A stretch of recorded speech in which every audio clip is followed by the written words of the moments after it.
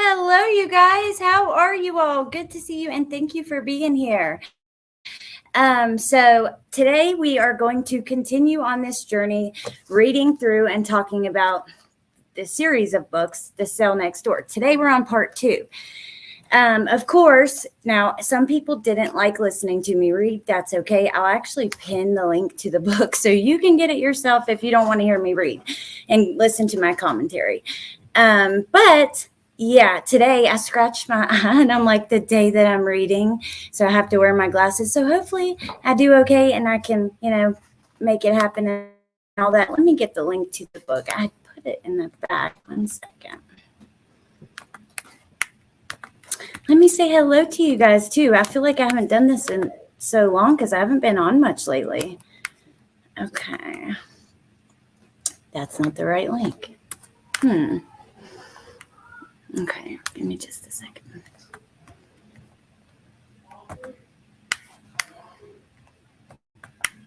I apologize, you guys. So there also was a new article that came out, and I wanted to show that to you guys. So that's what we're going to do. And there's a few things I want to talk about. I don't know if we're going to get to them all. The book's a little bit longer than the first one. So I'm going to try to jump right into it, but that's the way it's going to work. So it'll probably be 2 parts.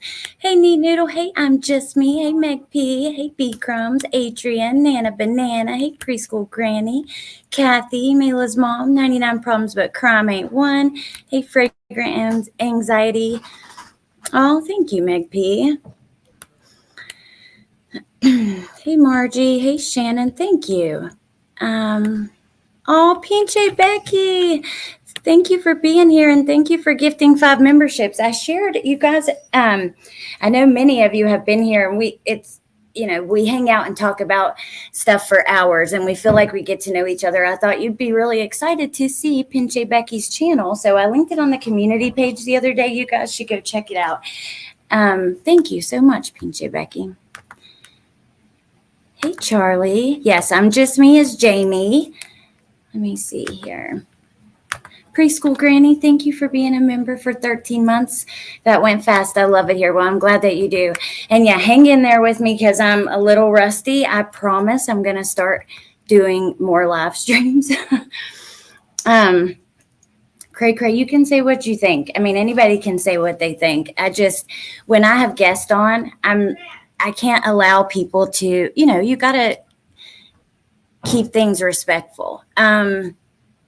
Or you can't expect people to want to talk or tell their story, and it's a story that I want to hear. So, hey, MK. Okay.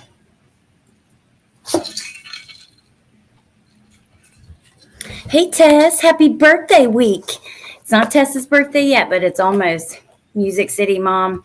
Yeah. Let me just say, though, quickly before we get started, and I apologize for anybody who is just here to listen to the book. I'm going to get right into that, but there has been a lot of chaos happening in the true crime community, and a lot of nasty, nasty stuff. People need to grow up, and I'm just surprised that people even still think the way some of the things that I've seen. It's been just absolutely disgusting. Blatant racism, blatant hate, just people looking up addresses, planting evidence in cases, ridiculous stuff like that. I mean, what the hell is this? Are we a bunch of adults who like to talk about and bring awareness and look into true crimes and missing cases and stuff like that? Or is this like a high school? I don't know what it is. It's below that. It's been absolutely disturbing and disgusting. So yeah, I just need to get that out because I've just been disgusted watching some of it go down. But okay, let me get right into this. And I hope that you guys are safe, Mayla's Mom. Anyone in line of tornadoes? Yeah, I don't either. 99 Problems. I'm just, I don't know. I think I'm going to put my thoughts into some kind of video or something, but I don't know yet. I have to think about it and see. Yeah, the world is going crazy. I'm over it, Ellie. I haven't been on YouTube all day because of it. Bendy, I was wondering, that's one of the reasons I did this earlier, because I was hoping you would be going live. It's been a little bit. But yeah, me either. And you know what? Some people, I don't know. I was personally deeply offended by some of the stuff I saw. just deeply offended. And I'll get into that. This just probably isn't the time or place, but I'll get into that on another day. So let's go ahead and get started and look at this book. So did I actually even link the book? No, let me see. I don't think it worked. So if anybody doesn't want to listen, I will put like a timestamp in the comments of when it gets started. I don't know if this link's going to work. Try it, one of the mods, if you don't mind, and please let me know. Maybe the last one, since it separated it in multiple parts.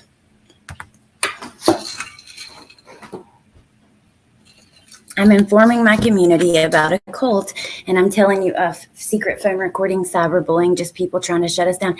Yeah, cops coming. I mean, it's actually, I don't know. It's in all the communities. It's kind of funny because Watts Island is where a lot of us came from. And through that case, once everybody was kind of done digging through all the evidence and stuff, they started like fighting over. It's like once things slow down in a case, people start fighting. Watts Island became like a place of, you know, a lot of people made a lot of enemies over their opinions. I don't know. It's really unfortunate though. So, is that a link to the dark web? I agree, Nurse Kristen. Thank you, Pointer Lover. Okay, you guys, so I'm going to pin that. I wonder if I pin the last one, if that will work. And hold on just one second.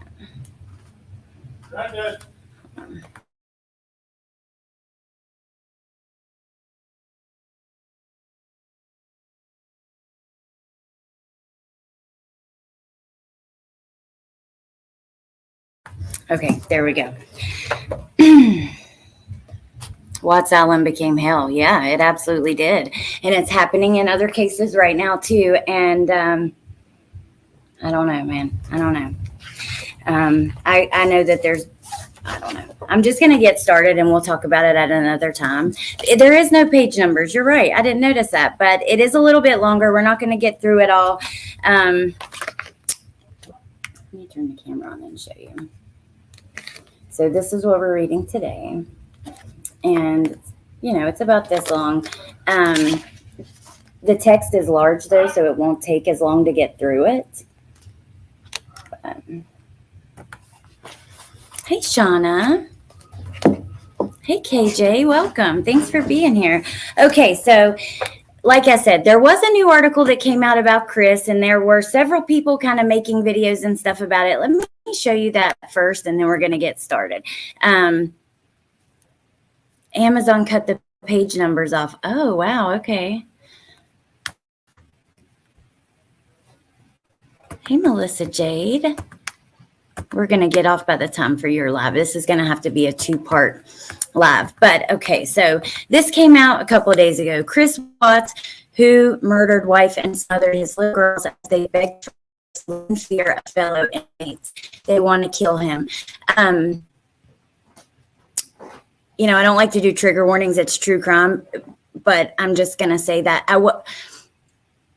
I know that this story can be very triggering. It's horrific. It absolutely is. So before we get started, let me just say that Chris Watts is in a hell of his own making as he serves a life sentence in a small cell at Dodge Correctional Institution in Wisconsin. He hardly talks to anyone, instead choosing to read his Bible and to ponder the wife and 2 daughters he ruthlessly murdered in 2018.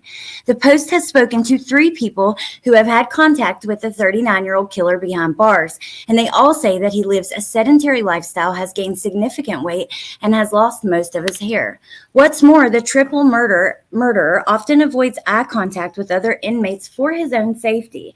When he attends Bible studies, he often keeps to himself and doesn't talk to new people. A lot of guys would like to get their hands on him, said Eddie Neves, who spent a year at the prison alongside Watts.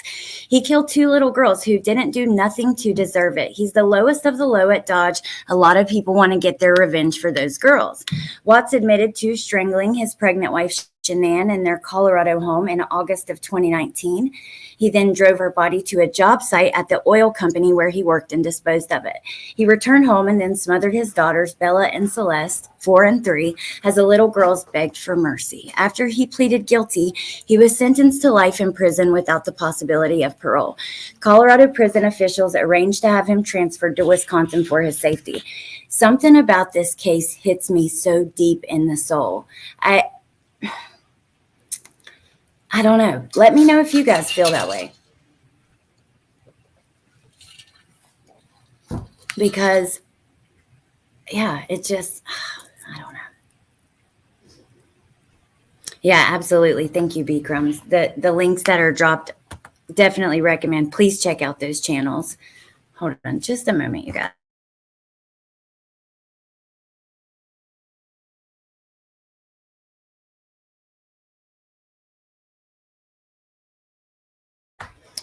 Okay. Yeah, this case, it just hits me deep in the soul. They protect him at Dodge, Neves continues. If the guards weren't always around, everyone would take a swing at him. Those sentiments are echoed by Watts' former cellmate from 2018 to 2020, who said that Watts is often in danger behind bars. He's an outcast, said Dylan Tallman, who worked on a yet unpublished devotional book with Watts. When people found out that his victims were 2 little girls, they wanted to kill him. He had nowhere else to turn. I think I was his only friend. So I want to tell you guys, I have since spoken to Dylan since this came out, and he said he did not speak to the post, which Jamie's in the chat. She could let us know for certain. But yeah, that is what he said. So this is interesting. Authorities said Watts committed the murders because he was having an affair with Nicole Kessinger, a coworker who would later claim that she thought he was already separated. Every day he thinks about what he did, Tallman said. He has photos of the girls and he prays for forgiveness every day, but he knows he can't undo what he did. When did he say this? That's so interesting to me, because are they taking it from like a previous interview or something like that? A spokesperson for the Wisconsin Department of Corrections said Watts has no scheduled visitors for several weeks. He occasionally receives a pastoral visit. His mother visited him early this year. However, Watts has several prison pen pals, mostly women. You guys know, if you haven't seen, I do have a video up where I requested anything I could get on Chris, but they didn't send much, but they did send his visitor's log. And he has had many visits with lots of different people. You can find it on my channel under the videos section. I just scrolled through the paperwork that they sent. Then they quote Cheryl and Cadle from 2021. He's fucked in the head, said Neves. When you're in prison with a lot of guys who did really bad things, but you're still considered the worst person there, you're just evil. So, okay. Now I want to show you guys. Hold on just 1 second. I'm going to put the book up and then we're going to start reading.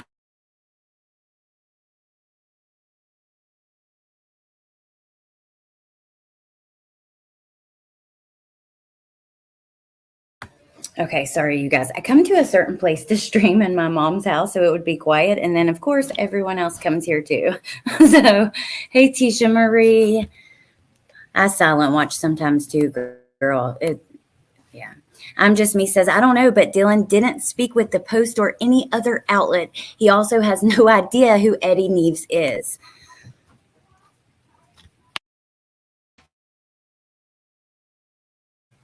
Okay. All right, so now we're going to get started. Like I said, this is going to be a 2-part teacup. I'm with you. I think that he is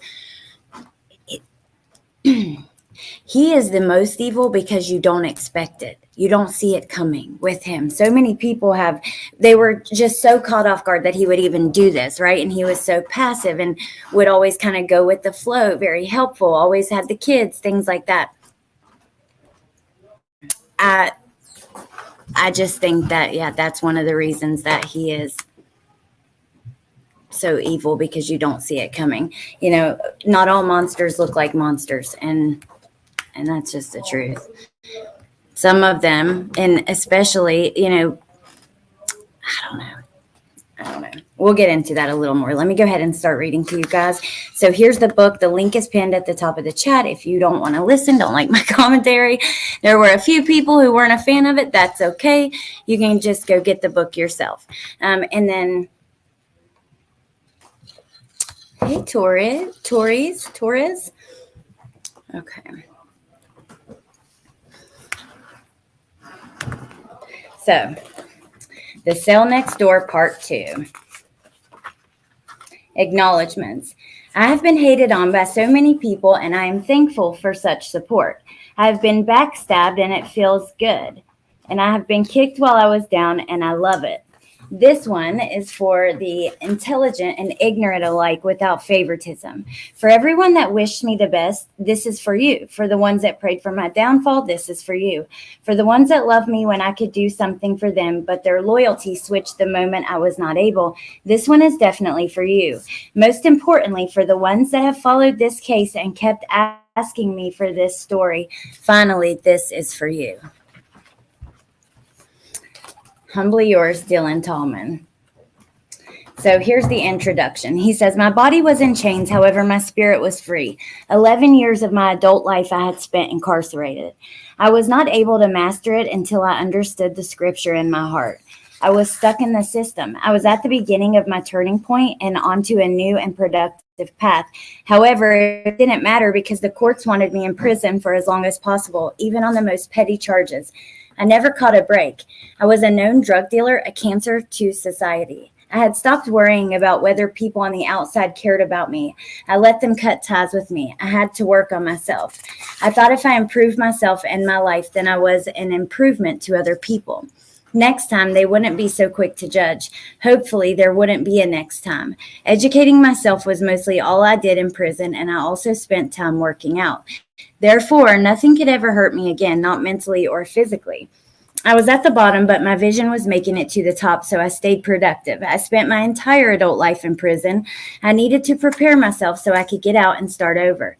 I knew nothing of the normal adult life, nothing of the civilized life. All I had experience with was the way of the streets, running a bag up and surviving in prison. I was in Dodge Correctional Institution, still on a PO hold. Wisconsin parole and probation were holding me in a prison, though I was not yet sentenced to prison. They had me right where they wanted me. It was a terrible feeling to be in that situation. I was currently working on a book series with Chris. It was our God's Plan series. We had created a series of spiritual books. Chris and I had an outlet where we could vent through scripture, saying things that are not revealed, and interpreting the word of God. Chris and I were making progress working on our cases. In my case, possession with intent, the police never field tested what they identified as ecstasy. In this case, things were very complicated. He had confessed 3 different times in 3 different ways. However, the trauma from the tragedy brought him fear just to talk about it. We were slowly progressing in everything we did. Spiritually, our workouts, our cases, knowledge, wisdom, and understanding. Utilizing our time by staying productive while imprisoned was actually a good use of time. Chris and I had just had a conversation about his case, and things were dicey. Over 50% of inmates are convicted, and the courts do not have 75% of the facts of their cases. Nowadays, 90% of criminal convictions are resolved by plea deals. Chris took a plea only a few months after his arrest. Usually, these types of cases take years to resolve, especially when an entire family is murdered. Okay. So, okay. I agree with that, only because many people who have looked in the case, we've been saying for a long time that this case was just halted. Matter of fact, I was watching one of my old TikToks. I had a notification on it, and it was a video I made about the investigators on the case. And I found a direct quote from Tammy Lee about them stopping, right in the middle. Did I cut out, you guys? Let me know. Let me find something. Okay. Well, you know what? You guys are all welcome to your opinion. I personally feel like he does have a story to tell. He has a right to tell the story. And as someone in recovery next month. I'll be in recovery for 8 years. You guys know that's a huge part of who I am and even my channel. I'm going to be hopeful that he gets to start his life over. I think that he deserves to be able to tell the story, though, and especially because of all the things with the book, which there's other things that I didn't like that I can show you guys that we didn't during the interview because we were pressed for time. Some of his entries that some of Chris's handwritten things for the book and stuff like that. So I don't know. That's just kind of where I stand. I understand how everybody feels. You know what I mean? Just keep it. Hey, Roxanne, just keep it kind, whether you agree or disagree. You know what I mean? We don't want to be nasty. There's enough of that going on out here.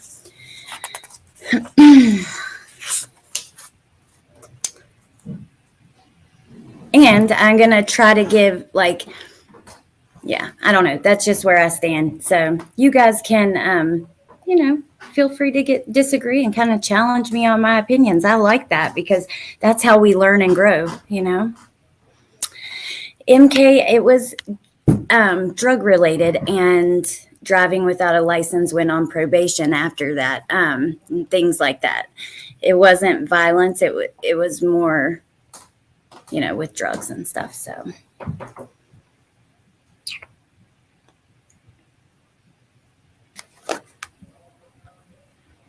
Okay, let's keep going. Proverbs 25:2. It is the glory of God to conceal a matter, but the glory of kings is to search out a matter. We delved deeper into his case and made progress. Chris was beginning to open up to me about everything. On this particular day, we were discussing his case and appeal. I was looking for grounds for an appeal. So you're saying you took a plea before having a preliminary hearing, I asked. Yes, Chris replied.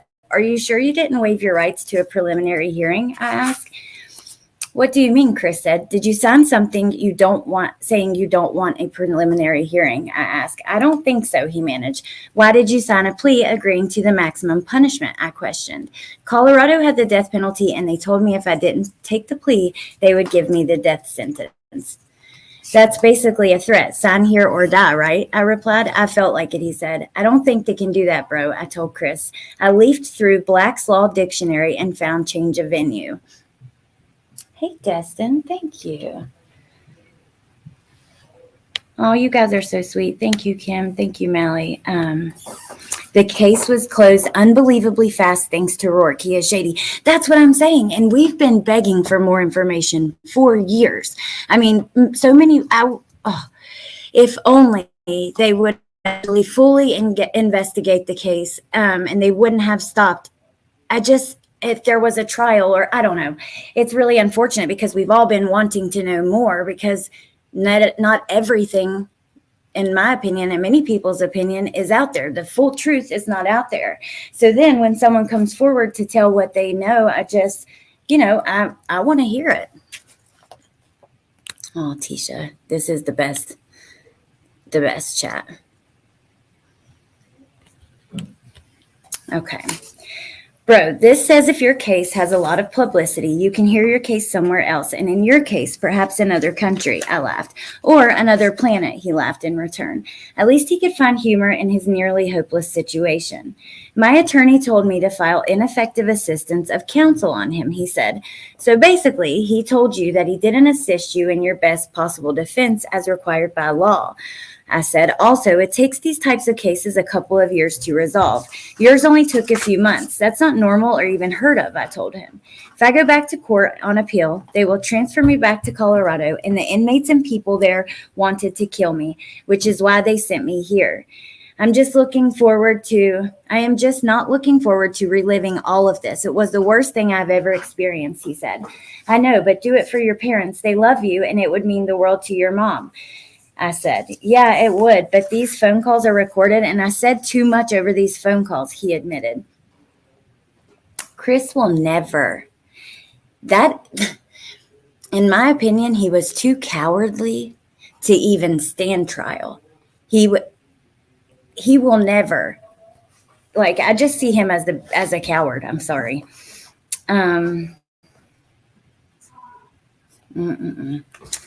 He said, I said too much over these phone calls. You also had 3 different ways you said you did it, I exclaimed. Because I confessed, how will I come back from that, Chris asked. They threatened your life and got you, no wait, bullied you into a guilty plea. You were an easy target, the husband. They needed this case under wraps for some reason, I conveyed. There was an election coming up, I think, he said. And, I skipped a page. Now we can go over these circuit court trial errors all day, but it will come down to you fighting your cases again if you get your sentence overturned. You will be back on trial, I said. Then the truth will have to come out. It's interesting because even though, Dylan didn't recently talk to the Post, but what we read, that new article that came out, it seems like he is concerned for his safety. Hey, Crafting Corner. Hey, you guys coming in. I don't want to cause my wife's family any more grief, Chris said. What about your family and their constant grief? I pointed out. All you can do from here is redeem yourself because you confessed to murdering your wife and kids in cold blood. Now, that's true. He has told many different versions of what happened. So he's never it doesn't matter if he came out and was 100% honest about everything, or maybe he was in one of his other confessions. I don't know. But no matter what he says, you can't believe it. I agree, Preschool Granny. I completely agree. I didn't murder them in cold blood, Chris replied slightly defensively. My wife came home and she knew I was having an affair. We got into a fight. She attacked me. I was simply defending myself. And then my daughter, Standing count, the sergeant announced, interrupting our conversation. After she did her round, we continued. Afterward, I talked to Jezebel. I panicked, so I confided in her, and she said she would help me. My wife medicated her heavily that night because she kept crying. After I killed my wife by choking her, she had a knife. Something in me just died. Yeah, I do not believe that for a second. I'm not saying Chris didn't say that, but I just do not believe that. You could obviously see that they handed Chris the story during the lie detector and all of that. That Shanann had a knife or anything like that. I just do not believe that. Hey, Sarah Bellum. It was an accident. I loved her with all my heart and still do. I just want to honor her memory and not ruin her memory. People want the truth, but I don't owe it to anyone. It's my family that I lost, and it's me that's serving life in prison. What else do I owe? Chris asked. You owe yourself a fair chance, redemption at that. The truth shall set you free, bro. The ball's in your court. Only you can appeal your case. Only you can put the truth out there, and only God can judge you, I explained. When they tell me to put my hand on the Bible and swear, I'm going to open it to where Jesus forbids oaths, Chris laughed. Well, I am not sure how that will fly, but I would love to see the reaction in the courtroom. Anyway, I told my mistress what had happened, and she told me how to hide my wife's body. She said to bring the girls with. I was just on autopilot, like in shock. So I grabbed my younger daughter out of bed. She was asleep. My older daughter was awake and asking about her mom. I told her that she was in a deep sleep and Daddy was going to get her some help to wake up. Before we left, I had to go check in with. And then he says they were interrupted again. Hey, Trulia. Sandy Beach, good to see you. Well, remember, Tammy handed it to him that Shanann did something to the kids and that he would, that excuse, and he went with it. Checking the knives. I forgot about that, Adrian. Gosh, it's been so long. But do you guys think Nicole Kessinger is listening or reading these books and stuff? What do you think? Do you think she watches this stuff about the case? B. Brady, he's changed his story a ton of times. Mr. Tallman, you have a pass to CPSU, the sergeant announced. I was going to see my clinical psychologist. We'll finish this conversation when I get back, all right? I suggested. Yeah, sure, Chris replied. I've heard a lot about people's cases directly from them. This case was different from the rest. I have a discerning spirit, and I was able to tell that he wouldn't murder a fly in cold blood. However, what I know so far is that he killed his wife, but not intentionally. Next, I was going to find out exactly what happened to the girls. Until next time. And then part part 2, The Cell Next Door. So is that like an excerpt? Some of that I remember from the first book. Hey, Sandy Beach, you're coming. Or I already said hey to you, but good to see you too. And that's awesome. Yeah, it's been a minute. Absolutely, she does. Detectives used a John Reed technique, giving Chris an out. That's how the whole Shanann Watts blame started. I wonder, too, if NK watches. Yes, I do. I believe he killed the girls before Shanann got home and killed Shanann before she even got upstairs. You know what? It's been so long since I've looked at all the details, but, I remember believing that it was possible that he killed the girls before she got home. Because didn't somebody want a video chat? Oh my gosh, I cannot remember. This is taking me all the way back. Hey, LJ. Hey, Bushi. Hey, you guys. Hey, Rando. Okay. Hey, Broken Bougie. So now we're going to start part 2, The Cell Next Door. The way that I don't know, was that just a little bit from the end of the last one to kind of lead you into where we're at in the story? Walking down the extremely long corridor of Dodge Correctional Institution, I thought about what the brother had just told me. How could he just sit on such information? How could he be so complacent in his situation? He was sentenced to life in prison. He was never going home. I couldn't relate, but if it was me, I would be trying to get some type of fighting chance. The thought of spending life behind bars was just crazy because I had spent my whole life behind bars thus far. My entire time that I was incarcerated, all I did was look forward to going home. My end goal was to be released, and that's what motivated me. If I had no release date, then I would have nothing to look forward to and nothing to motivate me. It was both unsettling and admirable to think of what was motivating Chris. My clinical psychologist was beautiful, so it was hard to open up to her. Also, there has only been 1 or maybe 2 clinicians who have actually helped me, and it wasn't this one, but more recent. Hey, Boho Hobo. Kimberly, I don't know. I would have to do some research for me to answer that one. Hey, Nature Rocks. Hey, Alicia. I have questions about the basement too, Bushi. I really do. Oh my gosh, you guys, my drink won't stay standing up. There we go. I'm going to put together, I've been saying this and I apologize, I haven't done it yet, a pre-recorded video with the biggest pieces of information from the book thus far without my commentary. I do understand people that aren't regulars here or whatever, they don't like to hear all the hey girl and stuff like that. But this is how we do things here. I love to talk with my chat, and I would absolutely never get on here and do live streams without interacting. What would be the point? So, hey, Blue. My court had been delayed once again because of COVID-19. I was stuck in this non-prisoner status longer where I didn't have any of the privileges that other inmates had, but I had all of the same bullshit rules to follow. Figures. I would be stuck in Dodge, so I was going to continue to make the best of it and finish the book project that Chris and I had started. Perhaps we could both get back in court on appeal as well.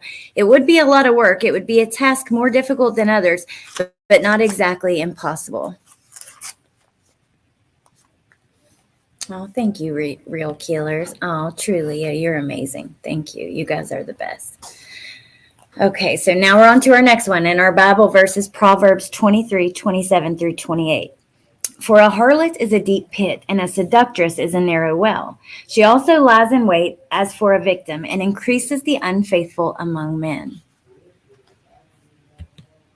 Nature Rocks, thank you for being a member for 7 months. And I love this community too. Thank you. You guys are the best. I'm here for the hey girl, hey. As of August 2023, the Reed technique is still supported by the courts and is the most common interrogation technique used by law enforcement in the U.S. Wow, I just read that the Reed technique is still used. Oh, interesting. Oh, LJ, I hope you feel better. Watching the part when they were at the neighbor's house gave me the chills, seeing the baby, then it changing to the oil, and then the explosion was definitely crazy after knowing what happened. Yeah. There's so much to this. It's just, I don't know. I'm falling back down the rabbit hole, and it's a dark, deep one. So, mail time was just as usual as any other day. The sergeant did his round with a stack of mail and delivered all of the letters through Chris's door, cell 14. As expected, he walked past my cell, number 13, without stopping. Typical. I didn't get any mail today, so let me live my life through you again, bro, I told Chris through the electrical outlet on the wall. He was more quiet than usual. This chick from Chicago just wrote to me saying that I should tell everybody the truth and that I should have been given the death penalty. Chris said he would sometimes receive hate mail mixed in with the fan mail. He remained quiet for a while after that. I was writing a letter to my mom when Chris called me over to the electrical outlet on the wall. This other woman wrote to me. She's from California, 29, blonde, 125 pounds, 5'5", blue eyes. She says she's looking for a long-term relationship. Her hobbies are watching television, tanning, going out with friends, playing beach volleyball, shopping, and rescuing animals from abuse. Okay, this woman is kidding or something, because this is not an episode of The Bachelor. This is more of an episode of Love After Prison, except we're still in prison, I said. He and I laughed. Were these women serious? It never ceased to amaze me how these women threw themselves at Chris on a daily basis. However, at the same time, he had a ton of people that hated him just as much. People who were parents with children especially had hatred for him. Then other mothers with children loved him at the same time, which could be confusing. Then there's this one guy that wants to buy some memorabilia. He collects serial killer memorabilia, Chris said. Hold on one second, you guys.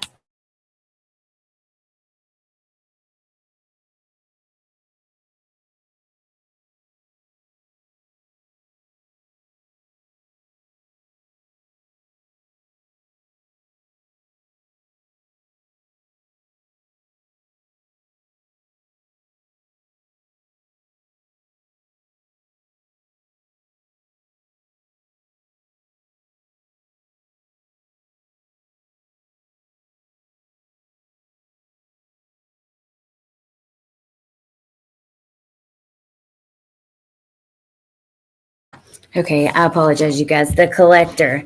I wonder if it was him. Okay. It's part of doing this live. Shit happens, and it's just kind of like that. Sometimes you have technical difficulties. Sometimes a kid runs through throwing a fit. I don't expose my kids to this stuff, so we always pause for that, and that's just kind of the way it is. I apologize, you guys. Sell him something, I laughed. No, I'll have to pass on that one. It's going to be a hard pass, actually, he replied. I could understand why he wouldn't want to entertain that offer. He would then feel associated with the character, the monster that people thought he was. Fan mail hour was one of my favorite times of the day. Now we were going to work on our book series called God's Plan. The fangirls wanted to marry him while his haters wanted to bury him. That is so interesting, because that's the way I see it too. Do you guys agree? Like, there are so many people who do hate him, but there are a lot of people too who believe he didn't do it. There are some people, I could not imagine the amount of money, gifts, letters. It's crazy that you could do something like this and then, I don't know, he's infamous, but.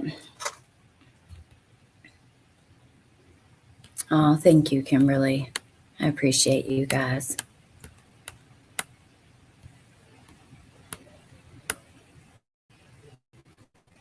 Am I the only one who stayed off Watts Island? Maybe, but you might be going back. Because there are a lot of things that are just, I don't know. I don't know if it'll ever, like for the rest of our lives, the people that are, kind of invested and don't feel like we know everything. I don't know. I don't know if that will ever change. So I was leafing through the Black's Law Dictionary again when I saw change of venue. I had read it to him before, but I realized this could probably be the ticket to get him to appeal, because he says his reasoning is that he doesn't want to go back to Colorado. A change of venue would get his new trial heard somewhere else. I called over to Chris and explained this to him again. That is what led us to discussing his case yet again. The cell I was in was hot as hell and it was humid. I didn't even have a fan like Chris did. He was staffed at Dodge, whereas I was only being housed there, so I was prohibited from purchasing products, such as electronics. I couldn't order anything, clothing, shoes, or anything else. Hey, bro, I called over to Chris. The CO was up at the desk and done with his round. Some of the COs got on us for talking, and this prick was one of them. What's up, Chris replied. If you were given a chance to get a retrial somewhere else, would you appeal your conviction? I asked him. He paused, perhaps thinking it over. I'm going to appeal, he promised. Me walking out of these gates would be a testimony from God, and then my mom would believe. He replied, I will walk out of these gates one day, he added. Do you guys remember when the 35C was supposed to be happening and he was supposed to be doing the appeal and all that stuff? The 35C isn't like an appeal. It's different but similar, where he was trying to get back into the courtroom.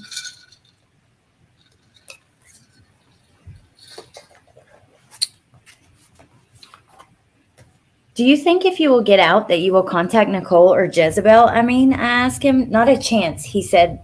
He rapidly fired back. I see, I said. This woman really pushes buttons, and I was about to push some more. What if she says that she never stopped loving you and she was just scared, which is why she disappeared? I pushed. She's Proverbs 7:26-7. Look up what that means, and that is my answer to that one, Chris answered.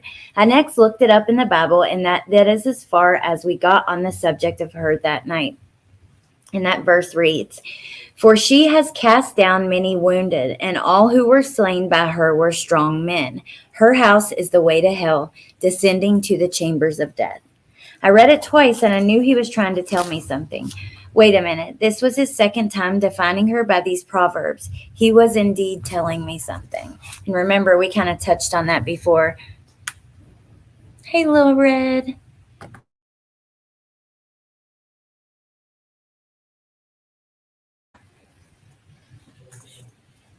Oh, he probably does have a TV, Kim, because, we have went through other jail files of other inmates in prison, and they have all kinds of stuff. Portable things to listen to music, headphones, televisions. They can watch movies. They can all kinds of stuff. They have to pay for it, maybe $1 a song or something like that. But I really didn't get into Chris Watts. I was more Summer Wells kind of thing, but now I've got the bug for Watts. Yeah, like OJ, we don't know the whole truth. Exactly. I completely agree. And there's so much to it. I'm remembering things, that I hadn't thought about for years. I hate plea deals because you don't always get answers most of the time. Not that you always get them anyway. No, you're right, Meg. Look at Letitia. We still have questions, even though we know what happened much more than in this case. What happened to start the fire incident? You know what I mean? There are still little things that, we'll never know.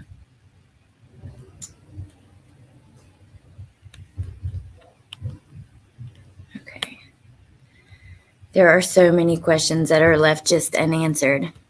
Haven't been to Watts Island. I'm currently stuck at the Canton sidebar. Oh my God, I cannot believe about the jurors in that case. We have a lot of stuff to talk about, you guys. They have it made better than most people out of jail. I know. They do pay a lot for it, but it's sick.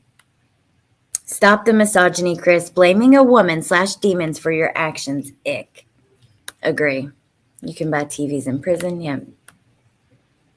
Thank you, Sandy Beach. I don't think Ronnie and Cindy even know the truth. I don't either. I'm just me. I think that they believe anything he says. That's just the vibe I get. They were, but Rando, I don't believe so now. Not that I've seen, but they were very much so before, yeah. So let's see that again. B. Brady, so I left you a comment. I'll check after the live. I hadn't got it before. I have a new email address. It's on the bottom of the screen. You guys are always welcome to reach out to me there or on Facebook at any time. Sometimes it may take me a little bit to get it, but I'll always get back to you when I see it. But I do have something in particular I want to talk to you about. Ronnie stumbles too much when speaking. He has some secrets. So again, it says, For she has cast down many wounded, and all who were slain by her were strong men. Her house is the way to hell, descending to the chambers of death.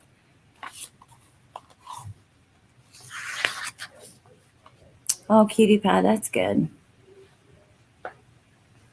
Pussycat, I did see that the house was just recently put up for sale. Could you guys live in a house where something like this happened? I thought it was interesting how the book said it, and then my mom will believe me. And Dylan said before that, Cindy still asked if he actually killed the girls. Yeah, you're right. Because, yeah, Dylan said that he asked him what happened, like he would know. It's hard to stay off that island. He for sure has a TV and a nice little canteen box full of honey buns.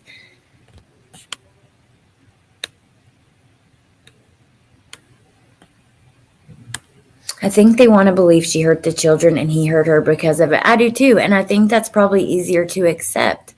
But I just don't believe that to be true. Is it possible? Maybe. I mean, there are people who have had, arguments on the side of that. That's not what I believe. And I'm also not, I'm not cutting Chris any slack. I don't believe he is good at all. I don't give a shit how calm he is, how kind he is, how good he was before, what a good dad he is. After what he did to those babies and where they were disposed of and how they were disposed of, he makes me sick. I'll be honest, you guys. I think he is just as evil as it gets. And like I said, you don't see him come. You don't see people like that coming. And that makes it worse. Convincing everyone around him he's a great guy.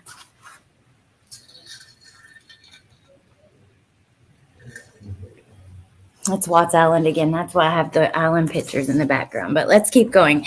I want to get off by the time that Melissa Jade goes live and go over there and support her, and we'll finish tomorrow. So we'll read a little more, and then I want to show you one of the entries that Dylan said that I could show when we did the interview. That was really interesting. The first home I owned was obtained through a sheriff's auction because there was a murder-suicide in it. When we first got it, there were two. Oh, my God almighty, Riley. That's crazy. Jennifer, where is the Watts Island? I remember seeing her question before she went missing, and my husband called out his odd behavior and didn't like it. Where is the Watts Island? Well, I don't know that it really exists anymore. A lot of the creators people were covering Watts daily, just like they do Summer Wells, just like they do Sebastian. When the information, everyone had went through all the information, they started fighting with each other. It got to be a really vicious place, and a lot of the creators were taken down. Yeah, how did it feel living there, Riley? Okay, so chapter 3. Pussycat. Okay, sorry, you guys. I'm scattered. For by means of a harlot a man is reduced to a crust of bread, and an adulteress will prey upon his precious life. What do you mean that this detective wants to help Chris? I asked Krista through the phone. There was a pause. Are you going to answer me? I asked her. This call is almost over. He's a retired detective, but he has contacts who can help, she explained. If he is retired, then what does he do now? I asked. He actually has his own YouTube show. It's called Armchair Detective, she admitted. I knew it, I replied. I can tell you Chris's answer without even asking him. I answered her question. Just let him know that he's my friend and just wants to talk to him, she insisted. You have 1 minute left, the operator warned. We said our goodbyes. I was debating on whether or not I would ask Chris about this AI guy's request.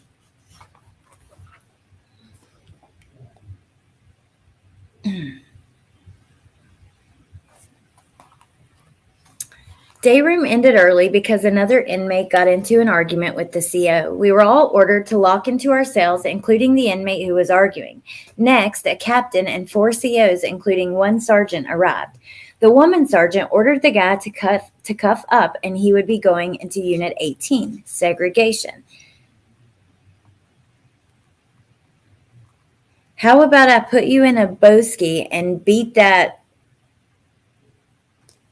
private part up, the guy said, instead of cooperating with him. I don't even like saying that word. I'm sorry, you guys. Hey, Girls Nana, thank you for being a member for 8 months, and thank you. Yeah, thank you for being here.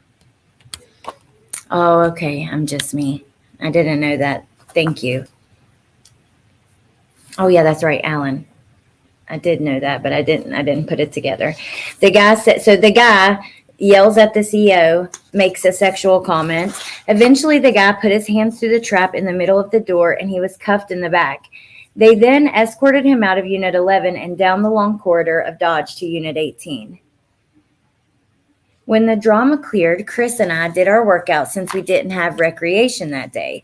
It was push-ups and crunches. After that, we got to talking about life in general. Our walks in life were very different. He had never been in trouble in his life. He was a great guy, a respected member of society, married with kids. Chris was everything I wasn't. I started selling drugs when I was 10 years old. I started gangbanging when I was just 12 years old. I started having sex when I was 12. I grew up in violence. My father and stepmother died when I was just 14. I got locked up at 14 and didn't get released until 18 months later. I ended up in adult jail at 16 years old. I was in and out. Guns and drugs were like magnets to me, as were the police. I went in at 19 years old and I was sentenced to 17 years. 7 of those initial confinement and the other 10 were extended supervision. I got out in 2016 for only 2 months when I was locked up for more drug charges and fleeing from the police and, of course, resisting. I was revocated on my extended supervision for 3 more years of imprisonment. In 2019, I was released again for 2 months. So many of you guys have asked, there's the history, there's our answer. When DTF had surrounded again, however, they only found 6 pills that they identified as ecstasy, nothing else. Still, I served 2 years on revocation for my extended supervision. I was not even bound over for trial yet on that case when I went to prison for violating my extended supervision. The system in the state of Wisconsin is horribly flawed. Other states will wait until you are convicted of a crime before sending you to prison for violating probation. However, in Wisconsin, you will be sent to prison before you are convicted of a crime if you are on probation, parole, or extended supervision. It's truly unconstitutional. I came from a completely different walk of life than Chris. Our intellect and spiritual insight were both on a similar level, though. We liked a lot of the same things. What made us click was our passion for the Lord.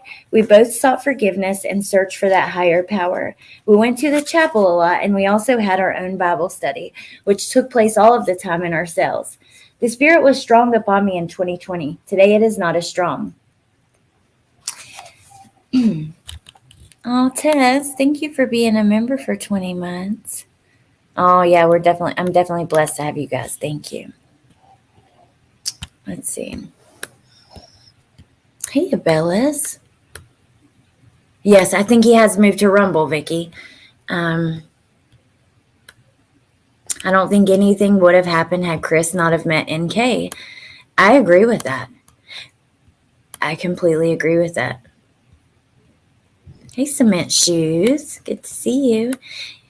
And those of you who weren't on Watts Island, you know Jen Lou, Melissa Jade, Criminality,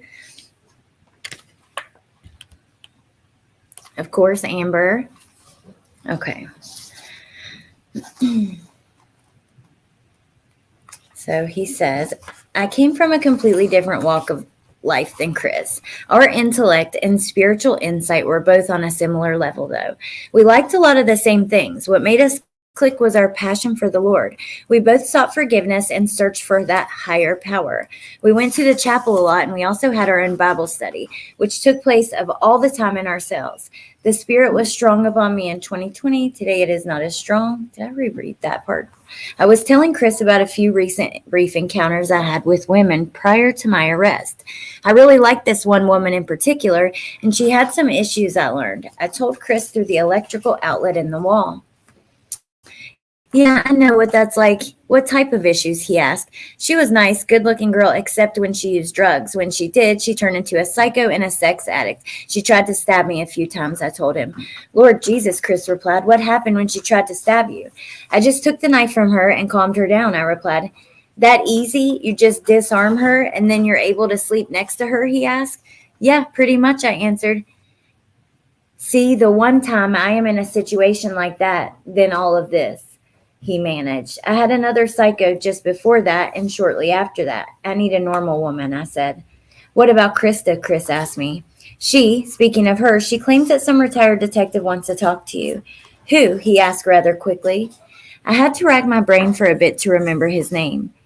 Al, armchair detective, I remembered. Absolutely not. He has caused my family and I enough problems already, he replied.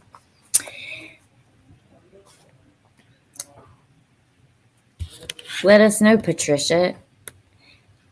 Give it to us. Sandy Beach, yes. You're from the island. I dug deep into this case. This is before I even joined YouTube. This is what led me to YouTube. And thank you, Vicky. Like I didn't even know live chats were a thing really at that time. And all of the interviews came out and body cam footage and stuff like that. So there was so much to watch. So that's when I really started on true crime YouTube. Before that, I would watch like makeup videos and stuff, but this is what brought me to like the true crime community. Before that, I would just watch like Jaclyn Hill, Jeffree Star, you guys know when that was like a big thing. But I didn't know there was like live communities.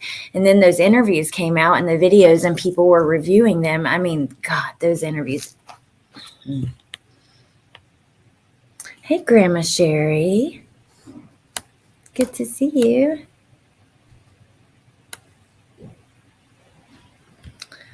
If you hadn't met NK, that's a scary concept because it means that anyone could just be an NK relationship influence away from being an unaliver. None of these psychos are me, just saying. Dying to hear it. I thought YouTube was just videos until Chris Watts. I know Jenna Marbles, I used to watch her. What rap songs really mean. I will not be listening to Landon's interview tonight with my friends Allie and Jinlu. It just tears me up too much. Oh my God. It's so sad. It is so, so sad. I do too, Meg P. I watch the makeup videos all the time. Like, I want to start talking about that some on my second channel just because I do it anyways in real life and perfumes and stuff like that. But anyways, okay, let me keep going. How about you let me talk to the guy and see what he wants to ask? He has that YouTube channel. Perhaps we can spread the word of the Lord and possibly market our books, I suggested. Chris was quiet for a minute, perhaps pondering this idea. Joseph, son of Jacob, used Pharaoh to help his people. Perhaps we can open the door for the enemy and use their lairs for good, Chris proposed. I thought it sounded brilliant. The YouTubers and the media were obvious enemies to Chris. He wanted absolutely nothing to do with the media in any form. However, through a third party, things could possibly be different. I got this, I promised him. Krista had better been right about this guy. I was going to talk to him. Let me just tell you guys, I don't know what's going to happen here, and yeah, so whatever this is going to lead into with the YouTube and all that stuff, I don't even know. But no wonder this part, Chris, the YouTube and the media were obvious enemies to Chris. Yeah, he's so ashamed and so cowardly. He can't, he won't come out. Like, that's the way I see him. I'm sorry. Ooh, Little Red, I can't wait to see that. Hey, Tree Baby Tennessee. Oh, thank you. I don't like it either, but you know what? Hey, Lisa, this is the thing. It starts to invade all of us, and it's real, like, oh, God. Some of the stuff that has been happening lately is just so disheartening. I do want to talk about it, but I think at a later time, like on my second channel maybe or something. But, yeah. He seems to get more cowardly as time passes. I agree. And I think that's part of the reason he took the plea. Even if there were other people involved or something like that, he would take it just to get it over with and to not have to face anybody, not have to face Shanann's family, not have to face his own family, in my opinion. There once was a woman named Boone whose lawyers all called her a loon. She calls not intentional death because she drank like a meth and ignored her dead boyfriend till noon. That's a good one, Patricia. You need to save him. He's embarrassed for falling for NK. I just keep going back to the writings. Yeah, and I don't know. I think that there is a huge reason why he didn't want those out. So this will be our last chapter, and then we'll do a live with the very end of the book and kind of wrapping everything up, and I'll do a short video on it. But I can't stop now because, I need to know what happens. Proverbs 4:19. The way of the wicked is like darkness. They do not know what makes them stumble. The chapel was packed on this particular night, and we had 2 guest speakers. Our cheer was really good. The choir was made up of Dodge inmates. This guy, Fletcher, was blind, bald-headed, and black. He was the lead singer, and his voice was shockingly great. Chris and I sat in the back corner row. Jesus scorned the Pharisees and the scribes for always sitting in the best seats, for wearing the best robes, etc. We chose the humble road. Our minister, Chaplain Wadekin, was once an inmate in a Texas prison for 7 years. I could relate to his past. His transformation was very admirable. The first speaker was a tall, skinny black guy. He was at the door, greeting people as they were coming in. It was getting packed. That was when I spotted someone I knew from the streets. He was an enemy. We were on SOS, Smash on Sight. I've never heard that before. Smash on Sight terms. He looked over. He looked over at me and began walking in my direction. I stood up and began walking towards him to show him that I was BTA, about that action too. We stood there face to face. You want to do this right here? I challenged him. This is the only place I'm going to give you a pass. You're lucky we're in the house of God, my enemy replied. I looked at him and clenched my jaw. Timing and real estate are on your side, I threatened. I felt a hand on my shoulder pulling me back. It was Chris. Come on, go sit down, Chris said as he stepped between us and directed my enemy in the opposite direction. We sat down and listened to the choir singing. I wrote it in red. Chris handed me a Bible and had it open to Ecclesiastes and pointed to chapter 7, verse 9. Do not hasten your spirit to be angry, for anger rests in the bosom of fools. I nodded my head to assure that I had received and understood the message. Who was that? Chris asked me. An old friend, I told him. The choir finished, and the guest speaker gave a powerful sermon, and it hit me a little differently than usual. Some preachers' sermons are too dry for my taste, where I cannot relate. This guy, however, seemed to speak to me. The service was over, and the COs were calling us unit by unit. My enemy was lucky he was on one of the far units because he had sexually assaulted and robbed one of my homegirls. After Chris and I returned from the service, we were talking about end-of-time prophecies. We often spoke of life after death and what it would be like being free from bondage. Chris knew he was never going home. However, his spirit was free. He refused to allow his surroundings to define him. I, on the other hand, struggled somewhat with being caged in. I felt my incarceration. I hated it then, and I still do now. And we've heard this before. And I know that ATS News had a source a few months ago that Chris was very happy, content. I agree, Alicia. I don't understand it either. I just do not, but I don't know. I mean, some people that you know have like groupies and fans. You can kind of see, like Ted Bundy. I thought he was a handsome man. He was very smart, charismatic, horrible man, right? Completely evil. But you could kind of see why some women, especially maybe people going through something in their life, insecure. I don't know, but I could see it. But with Chris, I don't.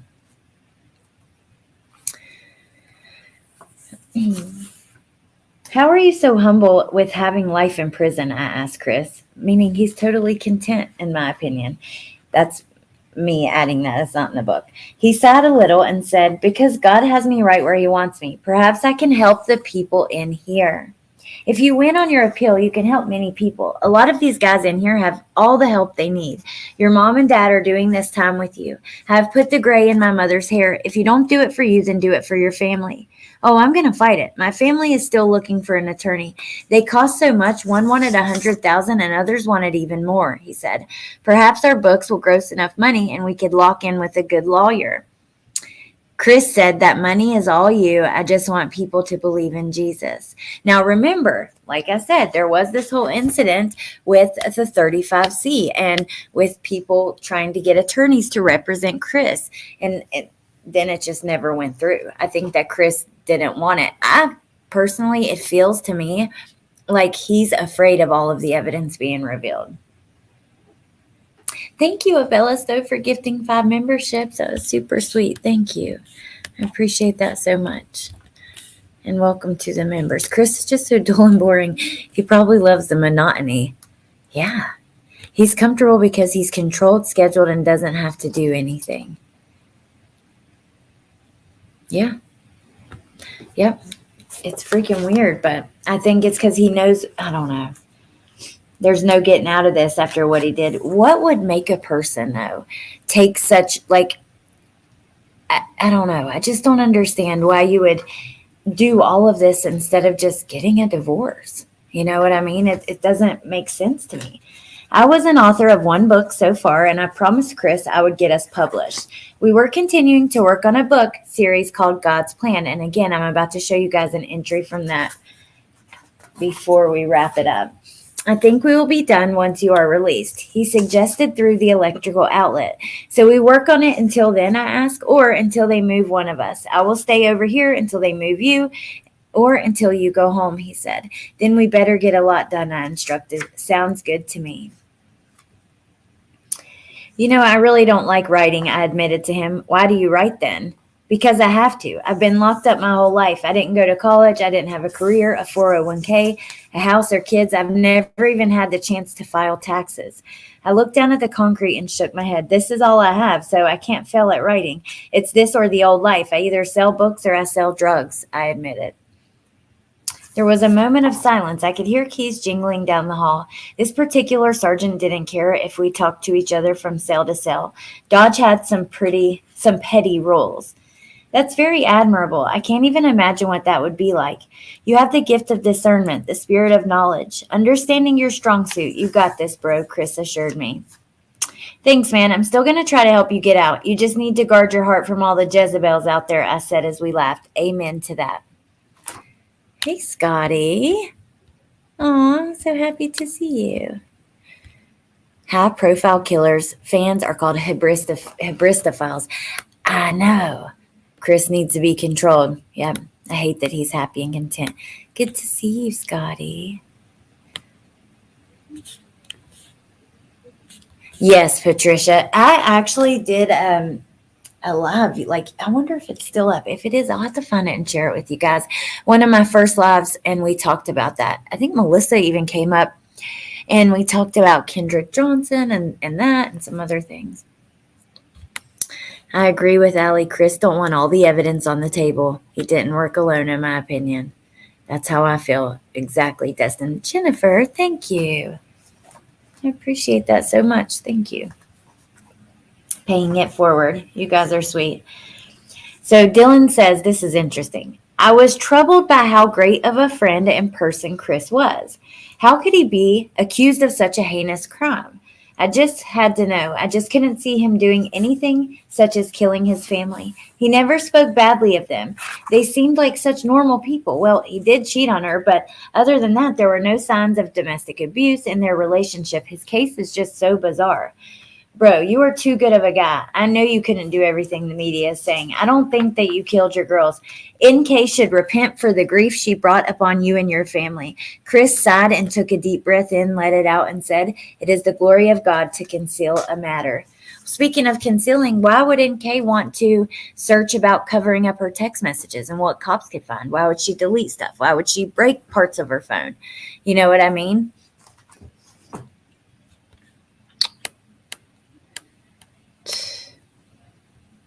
Trust me, he isn't happy. You know what?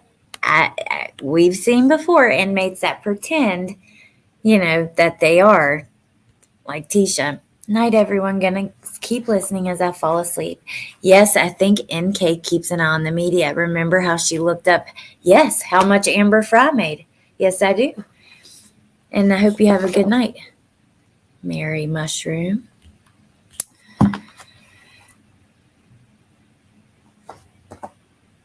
But it is the glory of kings to search out a matter. Proverbs 25:2, I cited. I can't argue with the word. Look, I can't remember a lot. I didn't intend to kill my wife. It wasn't my goal as everyone thinks. Yeah, we fought over money and small things, but we loved each other. I used to be a pushover with no backbone. I never meant to kill my wife. She attacked me. He paused. I asked, what do you think made her attack you? She found out about the mistress and she tracked my spending. I don't know if she was more mad about the money or the affair. However, she was upset. She was going to kill me. My older daughter woke up and was asking about her mom.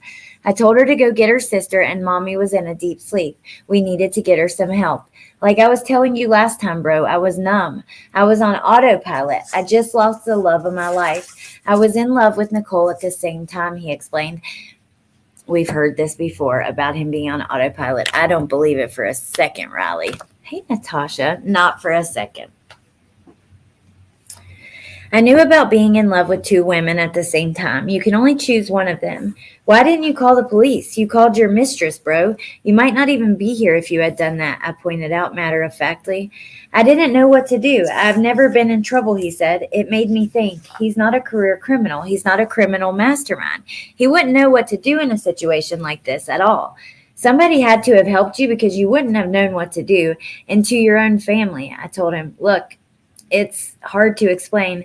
I went to work at the normal time. The neighbor's camera saw this. I confessed already. So what good is this going to do? He pointed out. You're like a brother to me. I'm not going to judge you. I just think you're full of shit when you ducked my question the way you did. I dug. You remember how I told you about Jezebel being the evil one, ordering the king to kill? He asked me. I do, I answered. Why was he trying to tell me that his mistress told him to kill his wife and kids? I thought about this while waiting for him to continue. I remember this song playing. It was called Devil by Shinedown. The lyrics say that the devil is in the room right beside you. I heard it in a couple of Facebook videos my wife recorded, he said. That's creepy. I know. She was of evil spirits, and that song was a warning, an omen. Who, your wife or the mistress? The mistress. In my entry called Playing the Harlot, I defined Proverbs 5:3-5, for the lips of an immoral woman drip honey, and her mouth is smoother than oil. But in the end, she's bitter as a wormwood, sharp as a two-edged sword. Her feet go down to death. Her steps lay hold of hell. And in my entry, Jezebel convinced the king to worship her God, and she ordered him to kill. She was feeding the king manipulative words, everything he wanted to hear to get him to do her will, he explained in scripture. Speak clearly to me, brother. This is not an interview, I told him. Just a second. Let me see here. Hey, Booga Bear. Let me see. I'm trying to find your comment. So the first time since I started following this case, like 5 years, I had a dream of Shanann and Chris last night. The kids weren't there, but I was going over all the reasons I hated them, and then I told him I thought his wife was absolutely amazing. And then I woke up. I wonder if his day is about to come. Oh, I wish. I wish everything would be exposed. I don't know that that will ever happen. Think about it. Where would the evidence even be now? You have that entry, Allie. Oh, okay. Thank you. Well, I have a couple in the folder from the interview that we didn't show that night. I'm try to get to them before we go. And if not, I want to follow up. Like after doing this, it takes some time to like let it all settle in and really gather my thoughts. Last time, for hours, I was kind of just gathering my thoughts and coming to my opinions or whatever. So here we go. My older daughter was trying to wake up her sister. She was sleeping deeply from the medicine her mom gave her. She was having trouble staying asleep the night before. I decided I would leave my wife's body at home. Chris had a slight sob catch in his throat. I heard his voice about to crack. It's okay, bro. I know it's hard to talk about, I said in a comforting tone. I left her in a sheet and I was going to check in with Nicole because we had plans to meet up before work. I was going to skip work and spend the day with her until all of this. I left with my girls and assured my older daughter that her mom was fine. I lied to her. My younger daughter was sleeping. I had my girls with me and their mother was home dead. I thought of Nicole and I thought perhaps we could start over somewhere in North Carolina. You were going to move to North Carolina? I interrupted him. I was pondering on it, but losing my wife, it made me feel doomed, alone, especially the thought of losing my mistress too. So I met up with her where we were supposed to rendezvous on my way to work, he explained. We will look at those entries, by the way. I'm trying to save this spot. I'm going to fold that page so we can come back to it so I know exactly which one it is. Hey, CCC.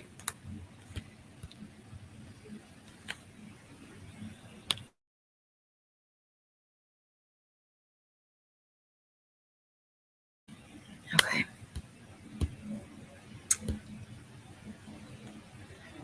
Funny how Chris learned the Bible so to use it and hide behind the word as excuses. Okay. So I was pondering on it, but losing my wife, already read that part, made me feel doomed, alone, especially the thought of losing my mistress too. So, and by the way, the entries that we're going to look at are, in Chris's handwriting. So I thought they were really interesting. But a CO was doing their round, which is why we stopped the conversation. Damn, he was saying that she was part of this. I had a feeling that she was involved. Go ahead, bro. Continue.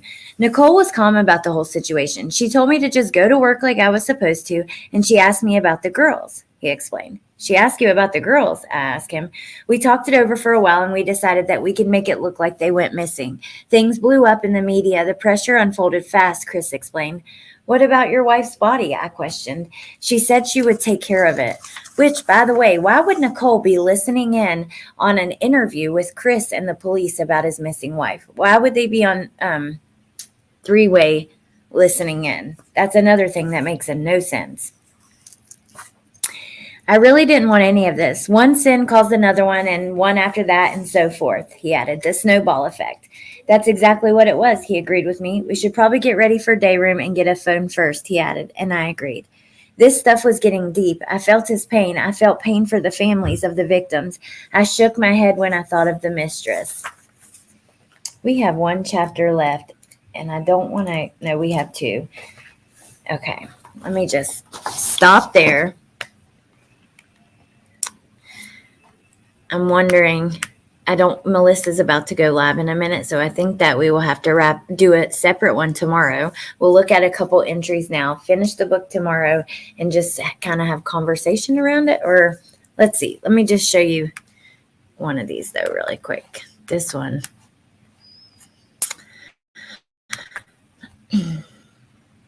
Yeah, the DA's wife discussing NK being innocent on her podcast was interesting.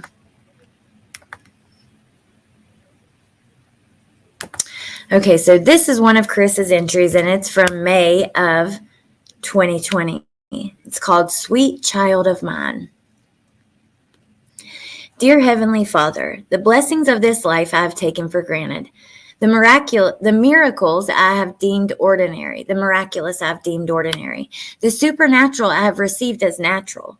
The birth of new life into my life I perceived as an everyday part of life. Those blessings grew up as a green olive tree in my house, with a sparkle in their eye and a smile that would shine in the darkest room. Their energy would last for days on end, sometimes their questions too. They even picked out a book about a train just to hear me say choo-choo. Their kisses I thought would last forever, hugs that would melt my heart. Never in a million years did I think we would be apart. Oh, sweet child of mine, those blessings are gone now, taken at the blink of an eye. And I think to myself, what happened, as I wonder about the wild night. It wasn't until you called me, oh Lord, that out of a dead slumber I arose. When you touched me, you making through concrete grow a rose. I know love now, love that I never knew before, love that I wish I could have shown because you dwell at my love. My hope springs eternal because my hope is in you. I will see those blessings again because I have given my life to you. You are my eternal Father, a love that will stand the test of time. Oh, how I yearn for the day you say, welcome home, sweet child of mine. In Jesus' name, amen, Chris Watts. And then he puts these two Bible verses.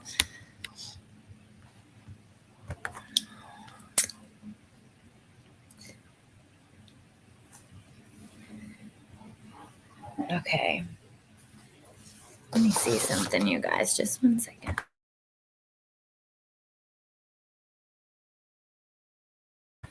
Okay. I think that we should just try to finish the book because it's like not very long, maybe 10 pages, and we're going to cut it close and then go over to Melissa Jades and hang out with her for a little bit. I did see that, Meg. Gypsy Rose is having a baby. Okay, so Proverbs 29:11. A fool vents all his feelings, but a wise man holds them back. Chris and I played basketball at recreation again. The weather was bad, so we wound up going to the gym instead of staying outside. It was the same old routine, the same surroundings, the same people, the same COs, the same activities. Of course, there was the same punishment of being locked in a cell for most of the day, usually. We came out of our cells less and less every day. I was ready to leave. I hated leaving my brother behind. I knew that once I left, he would get around other lifers and they would rub off on him. They would show him how he could get comfortable in prison. This would divert him from appealing more and more. We lost our game because I was just not into it. I couldn't focus enough. On the way back from recreation, temptation was yet again swinging in front of me. That same rec officer was swinging her hips back and forth. Her pants were so tight they looked as if they were painted on. I nudged Chris and I pointed at her ass. I didn't have twist in my hair this time, though. Chris called them my horns and said they were pointed in the wrong direction last time. This time, he looked and then shook his head. He looked down and fought away a laugh. I was on my same bullshit. No matter how far I was on my spiritual path, a woman could always bring the man out of me. I saw some new people coming down the hall. A couple were old acquaintances. I just nodded to them. They were starting their sentences. It was a shitty feeling. I could tell by the looks on their faces. We were back in our cells where we would remain until it was time to be let out for day room. I was debating on whether or not I would call Krista. She seemed too good to be true, and there were so many red flags. The sergeant was running phones early. This meant that she didn't have an officer to run day room. People would sit and dial, so the phone didn't even make it to me. I was pissed. I just wanted the day to end. I was having an off day. The conversation that Chris and I had was weighing heavily on me. How was he able to cope so well with everything that happened? Why didn't he trick on Nicole? Was it out of fear, righteousness? Was it maybe because he knew he was screwed anyway, so why take her down with him? I had so many questions, but I was reluctant to know the part about his daughters. Did he kill them? Did she kill them? Was it someone else? How would I feel about him if I knew? Would I judge the man? I knocked on the wall and called Chris to the electrical outlet on the wall and from the cell next door. I have to know, and I will not judge. Did you kill the girls? Yes or no? I asked hesitantly. He went silent. The silence was thick in the air. It was a deafening silence. I should have cast myself in that grave that was dug for them, Chris said. I decided to ask him the same question, but from a different angle. Did you have help with the girls? I probed. He took a long, deep breath and seemed to hold it. Yes, I did, he admitted to me. Jezebel, I asked. Yes, Chris answered. I knew it. Proverbs 13:3, the one who guards his mouth preserves his life. The one who opens wide his lips comes to ruin. So this is the epilogue. This is the end, you guys. It has been 4 years since I served my time celled up side by side with Chris. I did end up moving forward to publish our book series. He ended up flaking on me through some third-party representative. Therefore, our God's Plan Book 1 was shut down. He vented about certain things through Scripture and apparently did not want to shed light on these certain facts. I went ahead and redacted him from my series, and I am now on Book 3. Look for New Plan 20-Day Devotional and also God's Plan Poetic Knowledge. I left Krista in December of 2020. She chose to fly to Dallas to shoot her part in the show Cellmate Secrets, rather than respect my wishes that she hold off on that. There was a long time that Dylan never spoke at all. It wasn't until he published the book and the third-party representative reached out to Amazon, the book was pulled, then he decided he was going to speak, which I understand. I don't believe Chris at all, but I don't know. I don't believe him at all. But I do think that possibly he could have had help. But I still wouldn't believe him if he said it. But let me finish because we're almost at the end. So Krista goes and does Cellmate Secrets on Lifetime. I reviewed that a long time ago. I don't even remember like exactly what I thought or said, but I'll have to find it and share it with you guys. But she cared more about chasing fame than she did about her and I. Anna maintained her righteousness. She's actually a friend, even though we have been out of touch. I sat on this story for 4 years before finally deciding to get it off my chest. It can do nothing but good for Chris when compared to the speculation that's out there already. He decided not to appeal and has accepted his fate. Chris is still growing in spirit. He continues to soak up knowledge. However, at the same time, he still lacks courage and common sense as well. I've taught him some valuable lessons. I contributed nothing but insight, loyalty, friendship, and respect all this time. I wish nothing but good for him. My sympathy goes out to the victims' families. For the readers who have children and a wife, and Chris's case doesn't set well with you, I am truly sorry. I excuse nothing that he has done. He is guilty by all means and clearly in the wrong. He knows this. This man has done nothing except repent and feel bad for the victims' families while worshiping God. He was never a monster before this. I have no way to relate to him in a case such as this. However, I do know that love and anxiety can be deadly. I've been around real killers my entire life, really sick people indeed. 64% of prisoners are convicted on no real hard, solid evidence. Our justice system is flawed. I am currently and unfortunately on my way back to Dodge Correctional Institution. I will be released in October, November. Once again, I give readers my all from inside of a jail cell. I am still doing my time from that 17-year sentence, which I was given in 2010. Probation and parole locked me up for a misdemeanor and are sending me back to prison for violating my felony extended probation supervision. I've published 5 books this year so far and counting. Chris is dating a new woman, works, and is a single cell at the institution. I will run into him soon and perhaps sign this book for him. Dylan Tallman. Wow, you guys, right at 7:30. Let's chat for a minute, and then we're going to go hang out with Melissa. But I like the way that ended.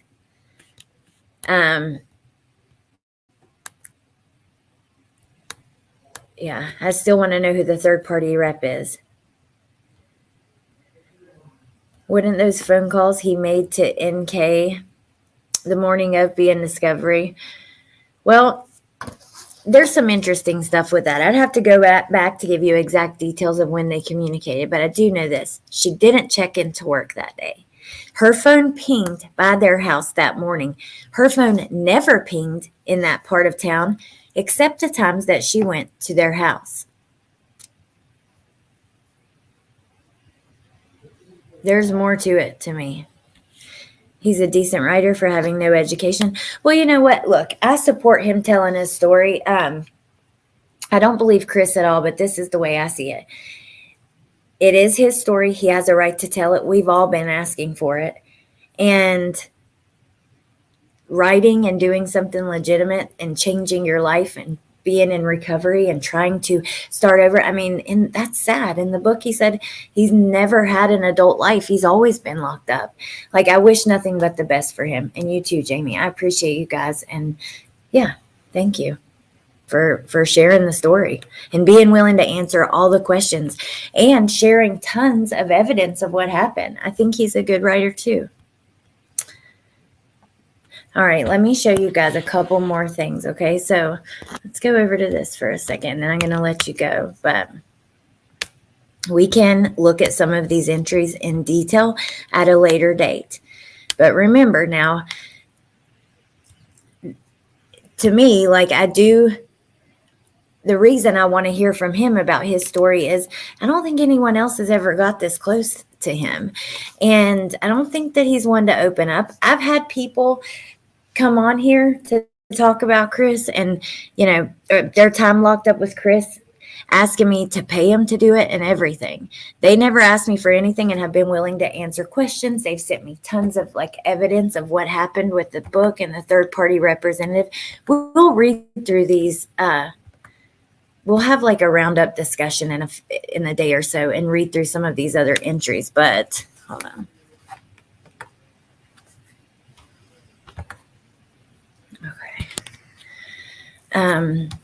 But yeah, I thought there was another one I was going to show. I was just going to show you guys again the email from Amazon. But it didn't load for me. So I'm going to wrap it up there. We're going to continue and have a conversation about some of these entries. We're going to keep talking about the book. If we have any more questions for Dylan and Jamie, I know that they said they would answer anything that we wanted to know. So, yeah, we'll wrap this up. Please join me over at Melissa's if you're interested in listening to Letitia stuff about the case of Letitia Stalk, and she took the life of 11-year-old Gannon Stalk. She's going through some of the interviews from the Discovery file, so I hope you guys will join me over there. And Leslie, I believe he does. Yeah, I have it. Jamie has it, the handwritten manuscript for the 40 days. Yeah. So anyways, enlightening. Don't believe a freaking word Chris says, but I'm going to think on it and come back to you guys with some thoughts. Thank you so much for being with me or hanging out with me while I read it and, you know, enjoying all my scattered crazy commentary, some stuff that's not even related. I apologize. I'm a hot mess. Y'all know that.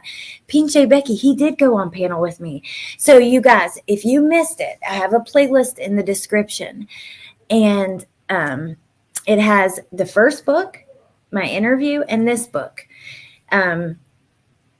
And I think he would be willing to do it again as well. And then Leslie, it would be great to hear him. And I have a few more, so I'll try to get it together in order, and we'll discuss it and go through it.